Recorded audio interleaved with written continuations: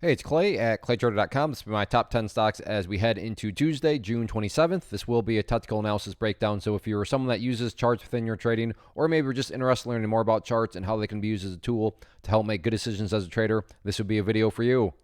First off, a couple clarifications. Number one, the price you see right here will be moving around, and the candlestick you see right there will also be moving around. That is because the market's still open for a small amount of time, but I like to do these videos when the market is still open because sometimes we can capture some really interesting late day price movement. And second, I'll be using the 30-minute time frame, meaning each one of these candlesticks here represents 30 minutes worth of time. So stock number one here, LCID, and a brutal day.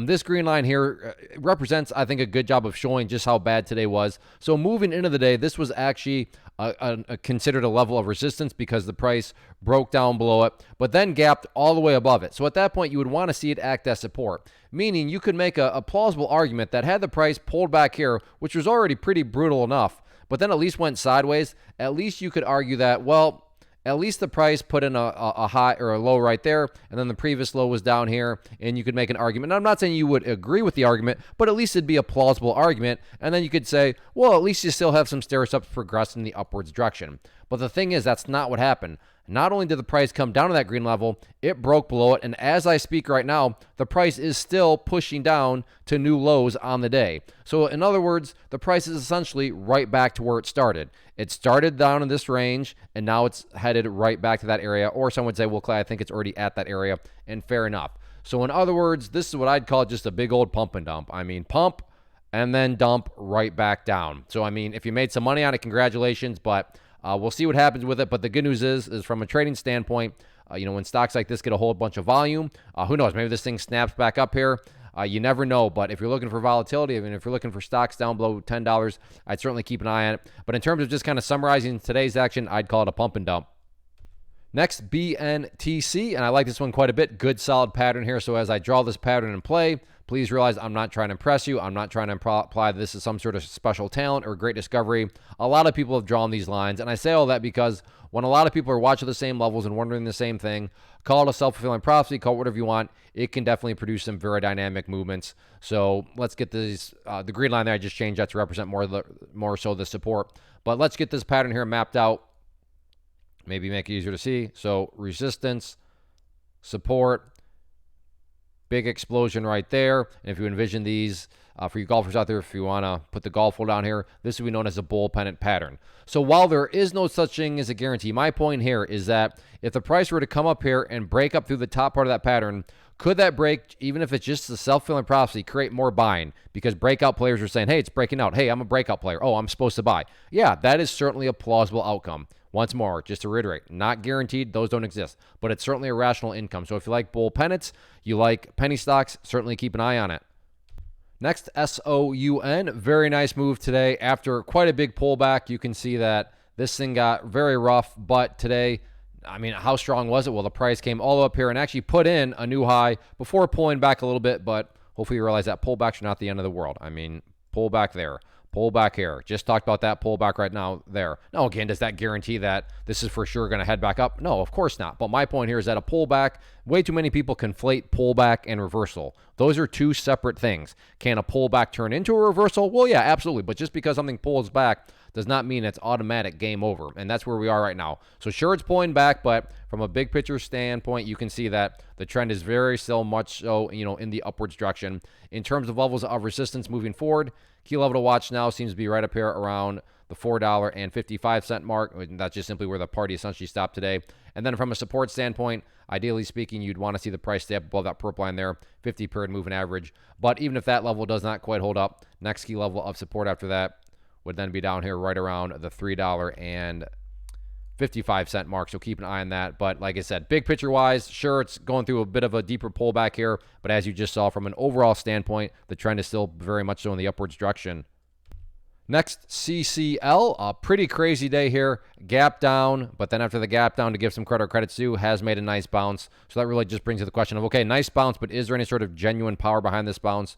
Or is this just some sort of, dead cat bounce? And for me, the easier way to recognize this is put a line in here. And going back to that first one that we talked about, LCID, Think about this as we want to see signs of progress. And in this situation, quote unquote, the sign of progress is 14.25 because the price could, I'm not saying it will do this, but price could come down here and then bounce around and then head back up. And what would we have in that situation? Well, that same argument. You'd have a low there, you'd have a low there, and then you could argue, well, at least this thing is still putting in higher lows and, again, showing progress because nothing's going to go straight up. You just want to see signs of progress, and the sign of progress is going to be higher bases and those higher lows, and that's where 14.25 is coming into play. Whereas on the flip side of things, and again, I'm not saying this will occur, but if the price comes down here and then just breaks down through it, well, now you have a case of LCID where the price is gone, well, right back to where it started. And that's when a truly strong move doesn't make a great move and then go right back to where it was. That's not a sign of any sort of genuine power. So yes, full credit's due. Good, strong bounce here. Is there genuine strength behind it? Let's see if it can show signs of progress moving forward. Next one, AMC, and overall, maybe, just maybe, some sort of bottoming forming. And I say that because when I throw in this green line here, and maybe you're saying, Clay, that's setting the bar kind of low, and fair enough. But at least the price has finally started to go sideways. It's been quite a while since the price did not put in a lower low. And today, the price did actually not put in a lower low. In fact, it came down there to that green line once again and has held strong like it did late day on Friday. So $4 as of now holding strong. And let me be very clear, and I wish I could say trading was this easy. Just because the price has been getting beat down and just because the price finally has gone sideways a bit does not mean for sure guaranteed this is the bottom and for sure guaranteed the price is going to bounce. I'm only trying to say that it's at least a little bit more plausible in this situation. Case in point, if the price was dropping straight down and I'm saying, oh, it's looking like this could be the bottom, you'd be completely justified to say, what are you talking about? It's literally just dropping. But that's not the case here. It has at least started to go sideways, so it does not guarantee a bottom, but makes it a little bit more plausible. Real quick, want to take a break and personally invite you to get signed up for this free live online class I'm offering here in a couple of days. So if you've been enjoying what you've seen and you want to learn more about this tool, how it can and should be used to build consistency and manage risk, then definitely get signed up for the free live class. If you're watching on YouTube, there's a link down in the description box, or if you're watching at my site, there's an area right there on the webpage that you can click to get signed up. So like I said, if you've been enjoying, then definitely get signed up for the free live class. Next one, NKLA, and pullback continues. And overall, let me build up a little more context. You can see here, depending on your perspective, the chart is okay. Now, that's why I emphasize depending on your perspective. I fully am aware that if you're a day trader and you bought right there and your plan was to buy and sell within 5 minutes, well then yes, from that perspective, the chart is an absolute train wreck. But if you do care about the bigger picture of things, then the trend does still have an opportunity to build higher bases, and the price is still above an upsloping 200 period moving average, that pink line right there. So like I said, depending on your perspective is going to really dictate, just how bad or good this chart is looking. But in the near term here, I want to just talk about it from more so a narrower point of view. And two main levels stand out that I think a lot of people will be watching, which once again introduces the potential, dynamic of those self-fulfilling prophecies, which I like because you can build trade plans around. But the first level here is pink line, 200 period moving averages. I just talked about, you can see the price isn't quite there, but getting within the ballpark. And then on the flip side, you have that purple line, the 50 period moving average. So if we just make both these trend lines, so we'll kind of try to forecast where each one of these goes, you can see that moving forward, you basically have this wedge pattern, and it just becomes a question now of who's ultimately going to win out within regard to the wedge. Are the bulls going to win out with a break to the upside, or the bears going to win with a break to the downside? That's pretty much the big question mark moving forward. But you got to think that a lot of people are watching each of those levels, and given they're creating that wedge, we'll see what happens with it. Next one here, MARA, and this will mean a bit more to those of you that watched the video previously, but talked about this level here at 1285. And the problem with that area has not been the price breaking above it. As I've talked about in past videos, the price has gotten above that level many times, including today from right here. But the problem is, and that's today, is not, like I said, getting above it, but it's staying above it. And once again today, price broke above it. That was great. Could not stay above it, but now had a very deep pullback here. Although not the end of the world, because here, price broke above it and had a very deep pullback right there. As I've said, but I'm going to continue to repeat myself. Does that mean that so that's for sure meaning history is going to repeat itself and back up it goes? No, that's not a guarantee, but I'm just saying that I wouldn't call it the end of the world just because you had this deeper rejection off that area of resistance, because it has happened before. I'm just saying that 1285 mark is being very, very annoying, very, very stubborn.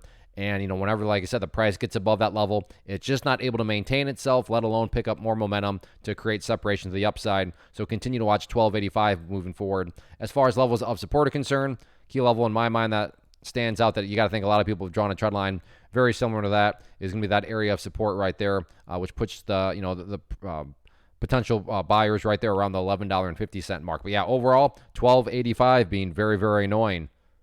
Next one, TSLA, Tesla. And as I talked about last week, yes, that break below that purple line there did indeed show that, okay, there's a little bit more weakness that needed to show up, and we're seeing that weakness right now.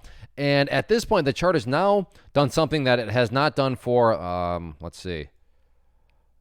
Oh, wow. So that pink line there is what I'm looking at. When was the last time the price was down below the pink line? Back here in early May. You can see right here, price came down there and bounced beautifully off that pink line, never went below it. So this is the first time that the price is down below that pink line. Now, does that mean that this thing is going to just collapse? I'm not saying that at all. But what I am saying is you can't quite say, well, it's just the pullback. It's just the pullback.